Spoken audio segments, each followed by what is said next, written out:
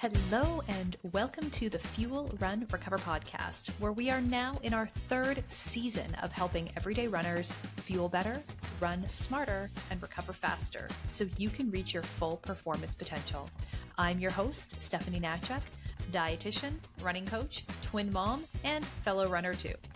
As the owner of Stephanie Natchuk Performance Nutrition, I've spent over a decade helping runners learn to fuel their bodies better, unlock their best running performances, and establish healthier relationships with food and exercise. This podcast is all about helping you become the very best runner you can be by teaching you the running-specific nutrition, training, and recovery strategies that you need to reach all your wildest health, fitness, and running goals. If you're ready to reconnect with your love of running, join me each week as I share my best advice, interview guest experts, and talk to everyday runners who are conquering their goals by tapping into the power of performance nutrition, with a side of some myth busting too. And if you're looking for even more tips, resources, and strategies for runners, you can find me on Instagram at Steph the Runner's Dietitian or by visiting www.stephanienatchuk.com. All right, let's dive into today's episode.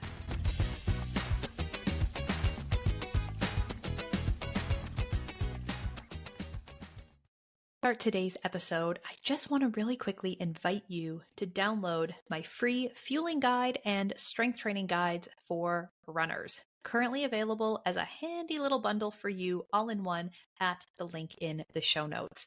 So just to give you more information, in this free fueling guide, you're going to find my top fueling tips for runners.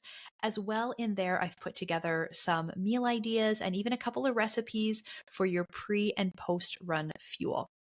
We've also got some suggestions for what to fuel with during your run to make sure that you just have the best overall performance possible. If you've really been struggling to understand what to eat, when, where to start when it comes to supporting your running with better nutrition, this guide is here to help you kickstart your running journey. The other guide that I mentioned is my strength training guide for runners. We know that runners are notoriously bad at consistently getting their strength training in. So this guide includes both a PDF resource, it's got some tips, some guidelines, as well as a link to my series on YouTube where I walk you through all the exercises in this program, giving you some suggestions on proper form, how to modify if needed, how to progress things if needed. This is a really great beginner's guide to strength training for runners who want an effective but efficient full body workout that is going to support the key muscles and movements you need to run stronger and help stay injury free. So once again, both of these guides are available as a handy little bundle. So you just click on the link in the show notes, enter your email address once, and both of the free guides are going to get sent to your inbox right away. I really hope that you find these guides helpful and that they support you and your running goals in the most effective way possible.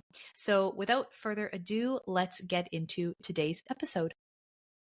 Hello, and welcome to this week's episode of the Fuel, Run, Recover podcast, where today we are talking about 3 pieces of bad running advice that you might have thought was good advice, but I want to just come in here today and I want to talk about how some of these things that have been sort of, floating around the internet for a really, really long time, and you still hear them today. I even see some like really high profile coaches, sharing a lot of this stuff and promoting some of these messages. And I want to talk today about how a lot of this advice is just outdated, kind of based on flawed ways of thinking about running and thinking about performance, and how maybe like in theory, some of these might sound pretty good on paper, but like, does that translate to real world benefits for the runners actually trying to follow this advice? So we are going to, cover a couple of different angles here today. And I hope that you find it helpful just to, maybe undo some learning and kind of shift your mindset a little bit about how you think about some of these aspects of training. So first up, our first big one is that you should run fasted to burn more fat. And so this is the first piece of what I consider to be really bad advice. Again, just kind of outdated, based on some science that was done, a couple decades ago that ultimately did not pan out in terms of translating to performance benefits. But as research evolves and as these things happen, people kind of grasp onto one part of maybe, some initial benefit or some initial positives that came out of a couple of studies and sort of just, run with things and keep sort of perpetuating these things, even though further research of that area has actually changed what we understand or kind of changed the way that we look at the outcomes associated with this research. And the idea or the concept of running fasted to burn more fat comes from two different places, right? There's two different angles that we look at this at. The first one is that if I run fasted, therefore I am burning more fat during my runs. I am burning more body fat. Therefore, it will be easier for me to lose weight when I run. And this is a weight loss strategy that I'm incorporating in order to see changes in that area. The other angle of it might not be from a weight loss perspective necessarily, but if I run fasted, I am now training my body to burn more fat. Therefore, I don't need as much supplemental carbohydrate during my run, and I am going to be able to perform better with taking in less fuel, and therefore I am more efficient and don't need to like bring as many gels with me, etc. So there's two different ways that we can kind of look at this, and it might be the same runner seeing the potential benefit or kind of seeing the theoretical benefit from both of these angles. Like, yes, I want to not need as many gels during a run, but like also I would like to lose some weight. So like fasted running just sounds like sort of you know, a perfect solution for all of these things that I'm trying to change, or it might be kind of one or the other. Now, in my practice with the types of runners that I work with, and of course, the types of runners that I see in a lot of like the Facebook groups that I'm in and posting questions on social media, stuff like that, it typically is coming from a weight loss perspective or a weight loss mindset. Someone wanting to drop a few pounds for, as they're going through marathon training, or maybe they've been gaining weight throughout a marathon training cycle and they want to see if they can shift that. It might be the belief that lighter is faster, which is one of the other bad pieces of advice that we're going to talk about today. So I kind of want to focus on that angle, because when it comes to running fasted to burn more fat and increase our reliance on fat as a fuel source, it's not really a matter of the pre-workout meal that we've consumed that is going to directly translate to what we burn as a fuel source during that workout, right? Why we burn more fat during certain workouts versus others actually has way more to do with the intensity of that workout and like the total duration, because we're never just burning fat or carbs and it's like this switch that flips between the two, like it's one or the other, right? There's always a combination of fat and carbs being burned at any given time, whether we're at rest or otherwise. And so if we're talking about a long, slow, easy type of run, there is still a contribution of carbohydrates there, even though, yes, the majority of the calories that we're burning is coming from fat. But that has nothing to do with whether or not we consumed carbohydrates before we are doing that workout. It has everything to do with how intense that workout is. So even those slow, easy runs, if we are not fueling with some carbohydrate, we can still run out of muscle glycogen. We can still hit the wall, even if it's not an intense, fast workout or run. So, from the angle of looking at this from a weight loss perspective, right, it seems to make sense, right? If we skip out on those pre-workout calories, we don't take in any calories before a workout, then we are going to force our body to use our own body fat stores in order to fuel that workout. And like, yeah, fair enough, right? Especially for those slow, easy runs. But we are burning more fat as a fuel source during those slow, easy runs, regardless of whether or not we ate, or regardless of what we ate before that workout. And that's the important point to kind of remember, right? The intensity of the workout, the demands of that training session are the biggest factor in determining one or the other. What's really interesting is that the adaptation of burning more fat as a fuel source happens with more aerobic base building. So this happens with training, right? Doing more volume, being more consistent with your running week after week, month after month, year after year. It is not a matter of just cut out those pre-workout calories, cut out that pre-run snack, and you're going to accelerate that ability or accelerate those results, right? This happens with training either way. So fueling up before you run, even if you are trying to lose body fat as a runner, means that you are going to have better endurance. You are going to be able to run at faster paces, right? Get into those higher intensity zones for longer, which ultimately is going to benefit you because it means that you're going to be able to sustain harder efforts. You're going to become more fit, therefore be able to handle a higher volume, higher intensity of training, which is what is going to make you become a better runner. So there's lots of reasons to fuel before you do even your shorter workouts and your shorter runs. Yes, if we're talking about going out for like a 30 or 40-minute easy, slow run kind of thing, like, yeah, okay, like I still think you should fuel up before you do all of your workouts just for the habit of it and the gut training and everything. But, technically you'll survive if you don't. But it's those longer runs, right? It's the runs that are going to take you more than an hour. It's any runs where you're going to have faster efforts, faster paces, harder efforts kind of built in there.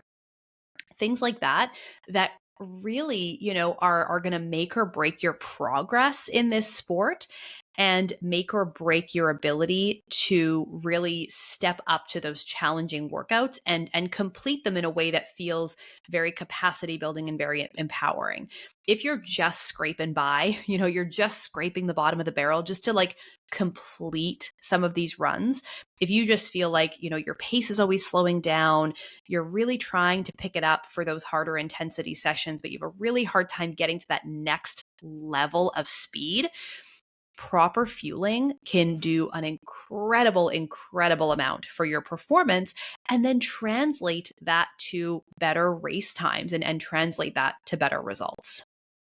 So it really has far more to do with the exercise intensity and we want you to do a lot of those slower, easy miles anyway. So you're going to get the benefit of, what we'll call quote unquote fat adaptation in that sense of burning a greater proportion of fat as a fuel source and giving yourself, a long time, right? Like months, years of training to become more efficient. This is not the kind of thing that just happens overnight. It's not the kind of thing that we just do in one race cycle, but thinking really long term and big picture with this stuff.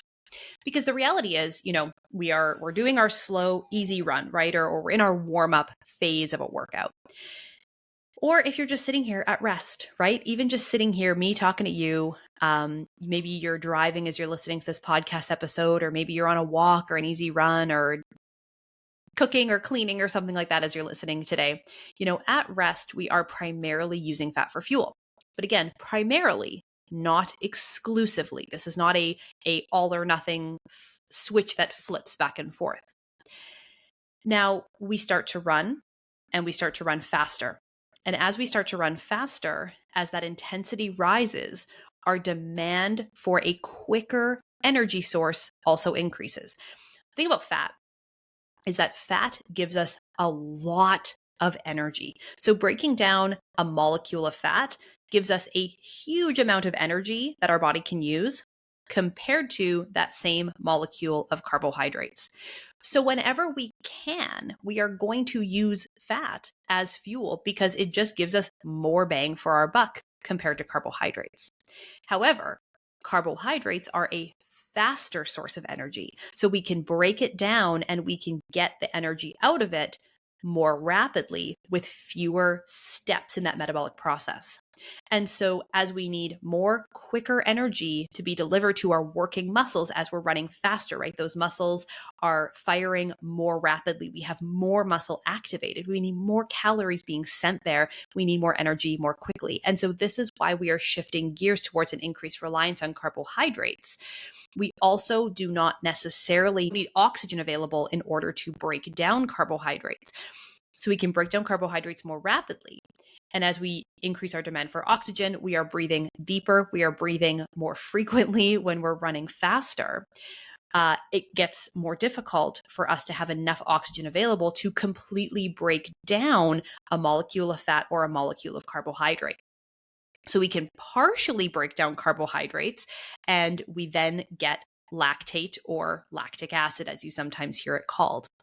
And this is a whole other kind of topic, whole other area, but it's something that is really important to understand, because when you understand what is happening in the body in terms of how we're using fuel for energy and what is fueling those workouts and our ability to sustain those harder efforts, I think it helps to translate food into something more than just something that makes us gain weight.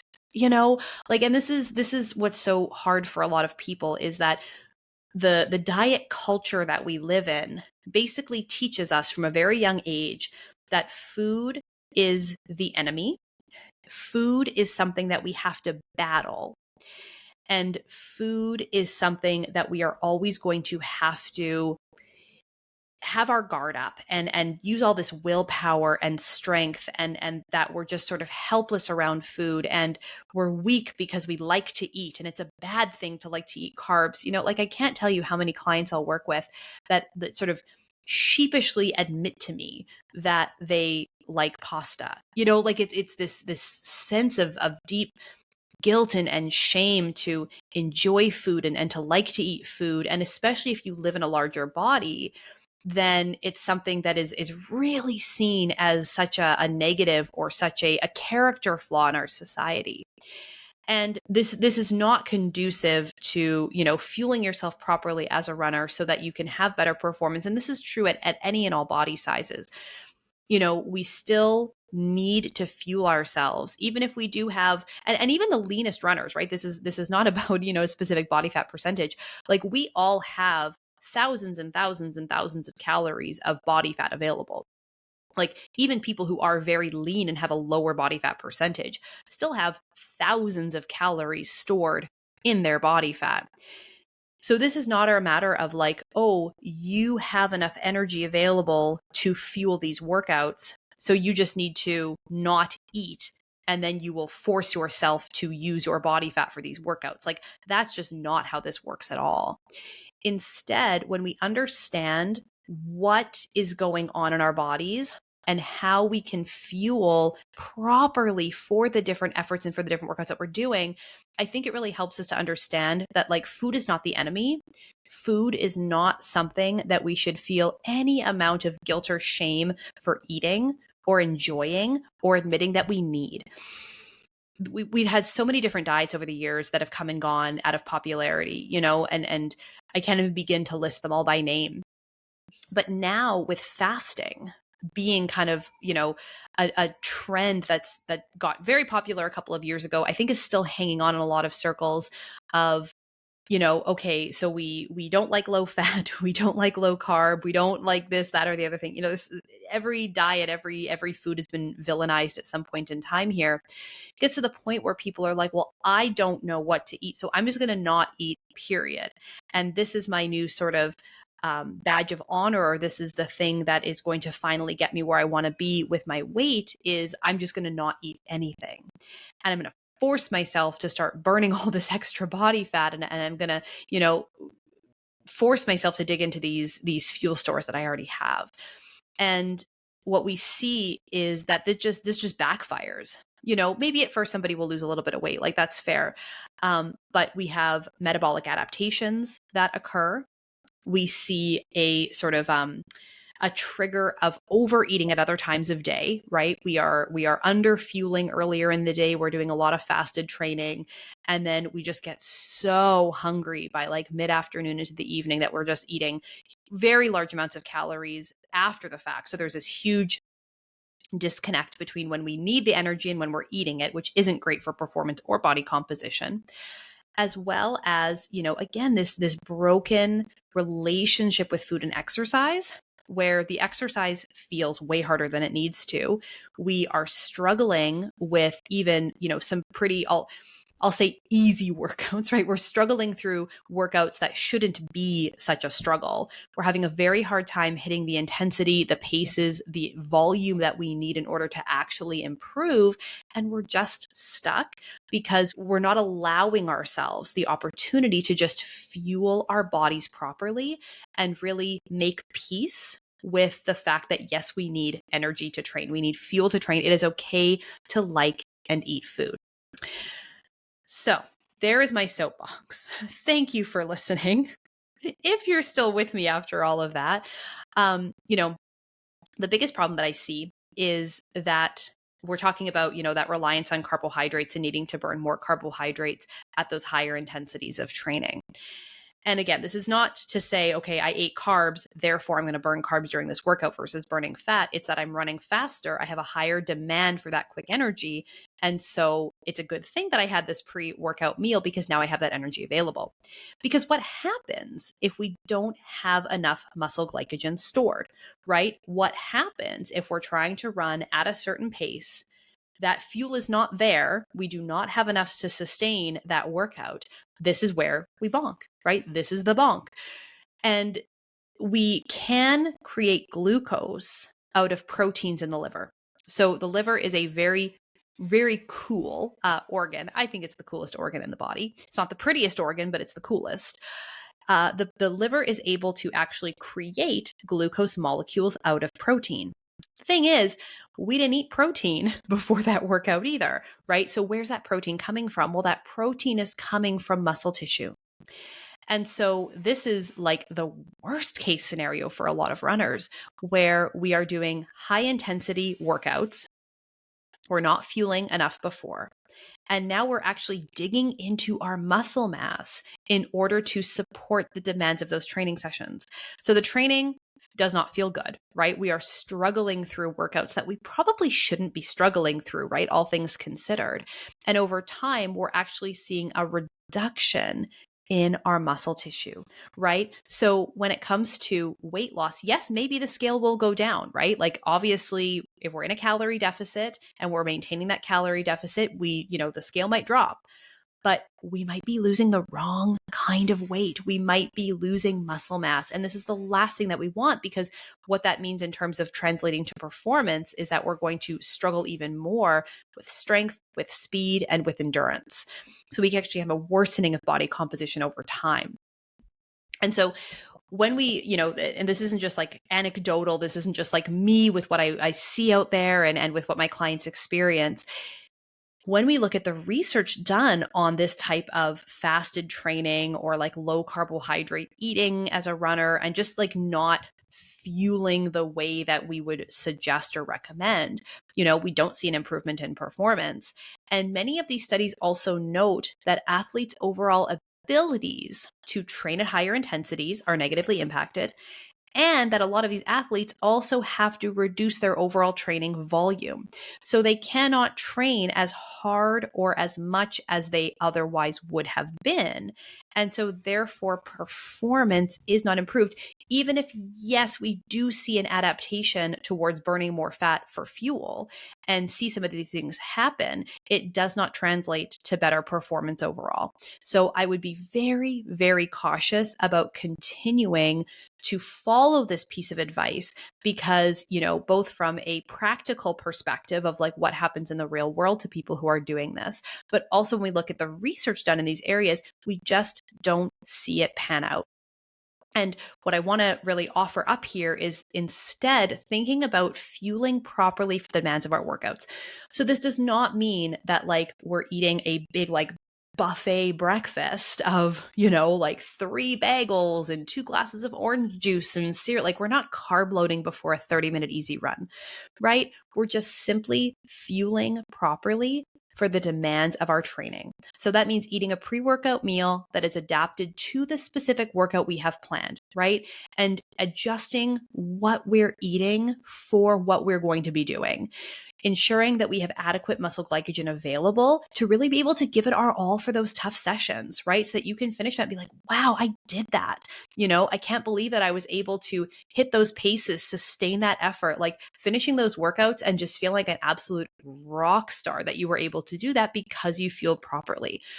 And so then if we're able to actually get stronger, get faster, build more endurance, build more fitness, build more strength, we're not consistently bonking on all of these workouts or walking for the last few miles of all of our long runs.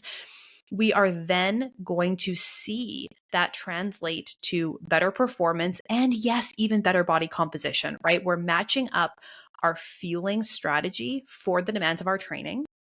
And then we're able to train at our fullest potential or our fullest capacity, which is going to do wonderful, wonderful things for the results that we're going to see from the work that we're doing. So fasted running, in theory, on paper, I understand where this came from. I understand why it seems like it would be good advice, but in reality, we do not see a translation to the supposed or purported benefits. And I really think that, if you do want to be mindful of your carbohydrate intake or your calorie intake for any reason, if it is a weight kind of focus or anything like that, then those calories should be reduced from other times of day. So not right around when you're training, right? We want to support good quality training. We want to support good results in recovery from our training. And those extra calories, if we do need to reduce calories at all, is going to come from other meals at other times of day. We want to have a very kind of tight relationship between when we're most active and when we're getting in that fuel. That is the fast track to the best possible results. All right, so number 2, we have train low, race high. Now, this is another one that, you might have seen tossed around in some circles, Facebook groups, again, maybe suggested or recommended by some coaches in the running space or the endurance sports space.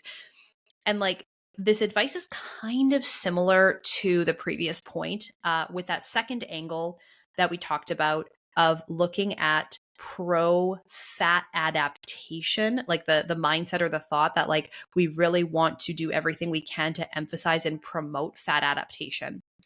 Because there's a lot of people who will agree and obviously see we have like tons and tons and decades of research to show that carbohydrates improve performance.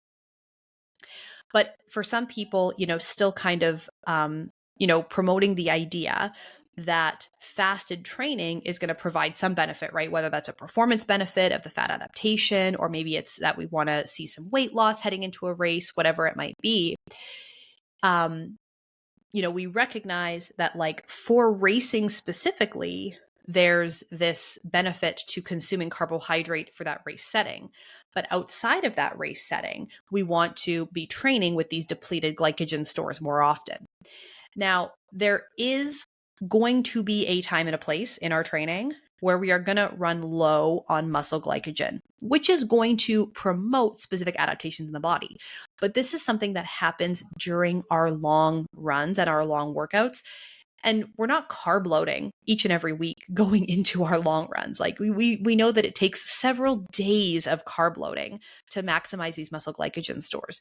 So the idea that like the average runner who's, running 30, 40, 50 miles a week in training for a race is going to be walking around with full muscle glycogen stores all the time, like that's just not true, right? That's just not the case.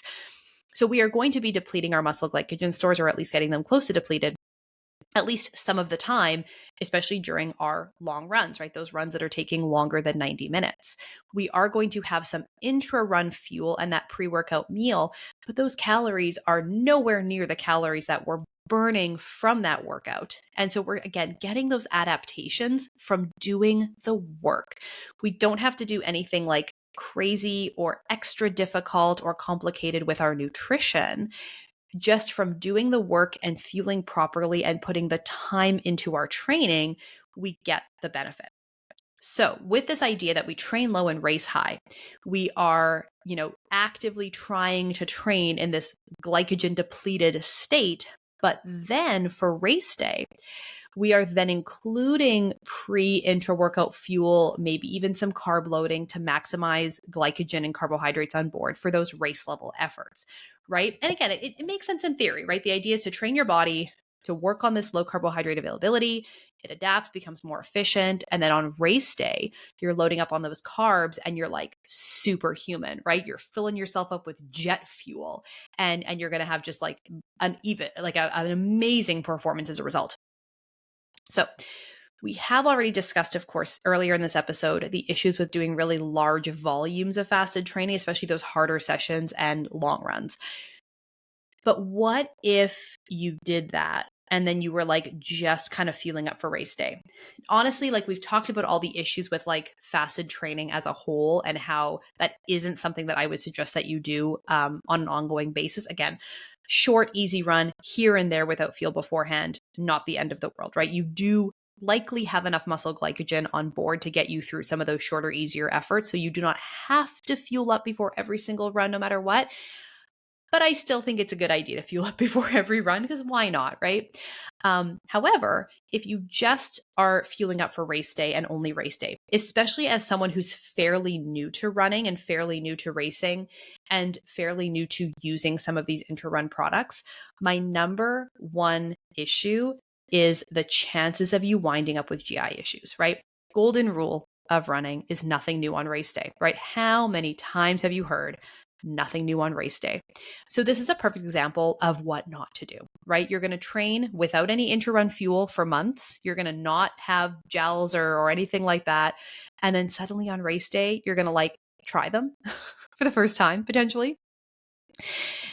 The problem with this is that your digestive system has not been trained to be taking in any amount of carbohydrate, never mind the 60 plus grams of carbohydrates per hour that we would recommend for like marathon running. So you're going to go from no gels during training to now having to take in like 3 gels an hour. There are very, very high chances that you're going to have some GI distress on that run, and it's going to seriously derail your performance. Or the other hand, you're going to maybe take like 1 or 2 gels over the course of that entire marathon. You're trying to race at a pace that, maybe you have no business trying for without having trained with this fuel. And again, the chances that you are going to have GI issues is so, so, so much higher than if you had just simply done the gut training and used these fuel sources during your training runs. And so, again, in theory, this might be a good idea, but in practice, you might wind up finding that you're spending way more time in the bathroom on the day of that race, or you can't run as fast because as soon as you try to get going again, oh, there goes your stomach. I mean, you might be throwing up on the side of the road while you're running, or, waiting in line at the porta potties for a lot longer than you want to. So it can just really, really make or break your race day to do something like that. So nothing new on race day is good advice for everything, including your intra-run fueling and hydration strategy. The other thing too is that like logistically, if you haven't been training and using these products in training, you also probably have not trained to like take a gel while running, right? Like you've got your pacing plan created, you've got, what you're going to be doing and what paces you want to be hitting and all your splits and everything planned. But now we're tacking on the extra, like, okay, now I got to like reach into my pocket, maybe undo a zipper, pull out a gel, get it open. I got to like, take it. Maybe I can do it with one hand. Maybe I can't. Like I haven't practiced this before, right? This is definitely going to slow you down if it's something that you have not practiced with and trained with during your entire block. And I see this all the time where, some people even like to walk to take their fuel and actually slow down to walking to take their fuel, maybe as they're going through an aid station or what have you, because it is like, it can be tough and you really have to practice doing those things, especially as you're running maybe at marathon pace, right? If you are really putting in an all out effort for that race, then you want to make sure that you've had at least a few training runs where you're doing everything the way you're going to do it on race day. And that includes taking in your fuel and hydration. So just like fasted training in general, not a great piece of advice. Training low, racing high. Do not recommend that either, especially if you do not have a tremendous amount of experience with racing and doing these things. Now, if you're someone with lots and lots and lots of experience, and this is a specific strategy that you're implementing, but like your gut is trained, you've taken gels a million times before during races, at marathon effort, whatever it might be, then like maybe there is a strategy here, and maybe this is something that you can incorporate. But even still, of course, we do know that there are a tremendous amount of benefits to fueling properly for your runs and for your workouts. And so it would have to be a pretty specific scenario where I would say, okay, yeah, let's do a lot of training low to race high, considering, like I said, you are getting that benefit of glycogen depletion and the adaptations that take place after that, just simply from doing the work and doing those long runs.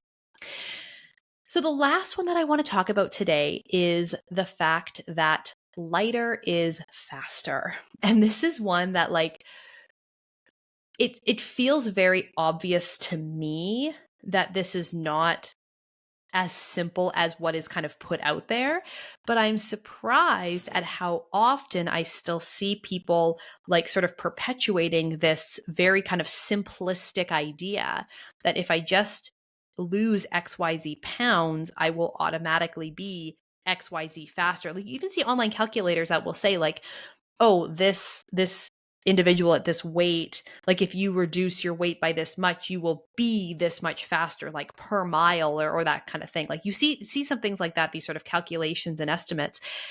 And what we are completely missing the mark on here is body composition, right?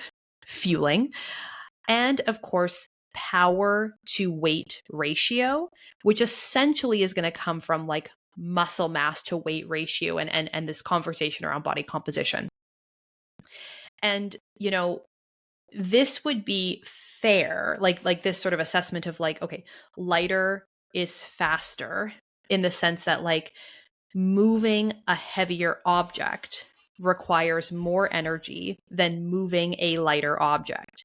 So if we were talking about something, sort of simplistic and external, like pushing an object while we run, like say stroller running, right? You're running, you're pushing a stroller. When you have a, newborn baby or, 6-month-old baby is the recommendation when you start running with a baby. So you've got your 6-month-old in that stroller, right? And that 6-month-old, I don't know, I don't remember how much my kids weighed at 6 months. Let's say your 6-month-old is 12 pounds. I have no idea. Maybe your 6-month-old is 12 pounds. Maybe mine was. I don't know. So you've got a 12 pound baby in this stroller and you're pushing it. When that kid is 3 years old and maybe weighs 40 pounds, right? Yes, it is going to take a considerably greater amount of effort to be pushing that stroller with the 30 or 40 pound baby versus the 12 pound baby, right? Like that is fair. I mean, this is like physics. This is very easily mathematically kind of equated. This is open and shut, right? However, if we're talking about you being you are the thing that is moving the energy and moving the mass, we need to be also looking at things like training, fitness, body composition, fueling, and hydration, right? It's so much more than just the body weight we're moving. Because if you are doing, say, a research study, for example, and you have the same person, you as an individual, and you're pushing the lighter thing and pushing the harder thing. Well, yeah, of course, right? You are the same person. The only variable here is the lighter or the heavier object. Really, really kind of cut and dry, really, really sort of simple. But if we are changing our body weight, what kind of body weight are we changing? And what is that coming at a cost to with our fitness, with our fueling, and with our strength? So think back to that first conversation that we had here today about doing a lot of fasted training, right? So imagine the runner who takes the advice of they should be doing all their training fasted. And while they're doing all that fasted training, they do in fact lose, I don't know, 5 pounds, 10 pounds, whatever. They lose some weight. Cool. But a big proportion of that weight that they lost was, in fact, muscle mass. So now they have a worse power to weight ratio than they did before. So they might be a few pounds lighter, or maybe quite a few pounds lighter, right? But if they have a corresponding loss of strength and maybe a corresponding loss of fitness because they weren't able to do the workouts, the volume, the intensity that was necessary in order to improve their strength and improve their fitness, they could be slower than the person who maybe fuels properly, does not lose any weight, but gains fitness at that exact same body weight. So, body composition can affect performance in the sense that, like, if we do see a reduction in body fat, which is, essentially like muscle is what's pushing us along, right? Our muscle is doing the work while we're running, and body fat is along for the ride. That yes, if we do see a reduction in body fat percentage with a maintenance of muscle mass and muscle strength, then we might have an easier time running at faster paces. And that's a way that we can build speed and run faster. But we have to toe this line very carefully, right? Like this is not just reduce weight at all costs with fad diets, with extreme restriction, with doing a lot of fasted training, like with doing things that are ultimately going to negatively impact our ability to continue to train and our ability to continue to build and maintain muscle mass along the way. So be very, very cautious about the assumption that just getting our weight down automatically translates to better performance and faster speeds, because it is not that simple, right? This is a very simplistic way of kind of looking at it. And if we're too focused just on the number on the scale and thinking that getting the number on the scale down to a certain point is going to automatically translate to a PR, that's just not the case, right? I would really encourage you here if you're kind of thinking that, and I've seen people even do it with like BQ times, like to say, oh yeah, my current marathon PR is XYZ time. Man, if I just lost 20 pounds, I'd be guaranteed a BQ. And I mean, that may happen, right? If a person does the training properly and they have a very specific training plan that gets them to that goal, if they're fueling properly and they are seeing improvements in body composition that are in alignment with getting them closer to that goal, yeah, you can work towards getting that PR. It's never a guarantee, right? Like you're never going to be guaranteed a PR, even if mathematically you see an online calculator that suggests otherwise. It's never going to be a guarantee. But yes, that will set you up for much better chances of success. But if you see that and you do all kinds of really, restrictive, extreme, unhealthy things just to get that number down, you may wind up slower, not faster in the long run. And so what I really would love for you to do is I would just love to encourage you to shift your goals towards thinking about fueling adequately for the demands of your training. Regardless of the number on the scale, train for the specific race goals that you have. And then we tailor your nutrition strategy for the right body composition for you. Now, that may not be the lightest weight possible, right? We're looking at that balance of strength, power, endurance, having enough glycogen on board to be able to do the things that we're trying to do with your training so that we can get you the results that you need or that you want, right? This isn't about just cut calories as much as possible, do as much fasted training as you can, like it's about working smarter and really having a strategy that is specific for what you're trying to achieve and taking weight kind of out of the equation, making it second to the rest of the equation. But if we are looking at the approach of being just smart and personalized with what we're trying to achieve, it's amazing what we can do and where we can get to, perhaps without the scale really moving at all. I've had clients do unbelievably impressive things with their PRs and with their race times. And, we can maybe think that the body composition has improved, their body composition has improved, but we're not necessarily looking at that as a main factor, right? We're putting the effort into the training and letting the rest speak for itself and fall into place. So that's what I work on with my clients. That's what I would really, really love for you. if you need help in this area, like if these things that we've talked about today are things that you've heard, if you're struggling with them, if you're thinking like, okay, Steph, like this all sounds well and good and whatever, but like, where do I start? How do I, get that personalized approach? How do I get that plan? How do I understand how to tailor my nutrition strategy for better body composition and better training results? Then this is where I have tons of really, really good resources to help you. So I have a free fueling and strength training guide for runners, which you can download at the link in my show notes.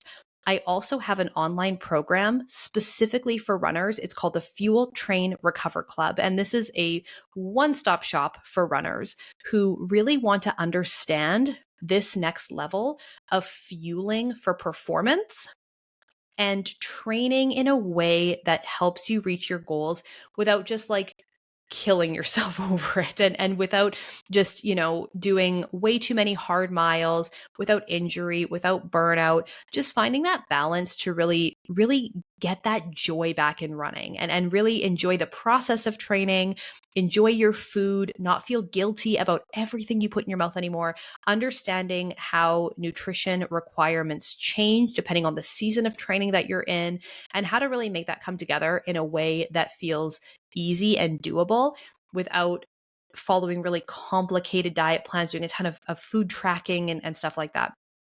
So all of this is here for you inside the Fuel Train Recover Club. And I would love for you to join me this season as you're getting ready for your next race. You can get all the details about that as well at the link in the show notes. And then, of course, I do offer one-on-one coaching, both nutrition and run coaching. And you can get all of the details about that by visiting my website as well. That's www.stephanienatchuk.com. So if any of these myths have been in your head, then don't worry, you're not alone, right? The key is just learning what actually works for your body, making choices that support your long-term performance, not just these sort of short-term hacks and just kind of like short-term, essentially quick weight loss schemes that we keep seeing out here. So that's it for this week's episode. I really hope that you found it helpful. I would love to hear what you think of this episode. You can find me over on Instagram at Steph the Runner's Dietitian. Let me know what you think of this episode. Leave your comments here on Spotify. And of course, if you enjoyed it, you want to share this with some of your running friends, I would love if you helped spread the word about this podcast and shared it with the runners in your life. That's it for this week. Again, thank you so much for tuning in, and we will see you right back here next week. Bye for now.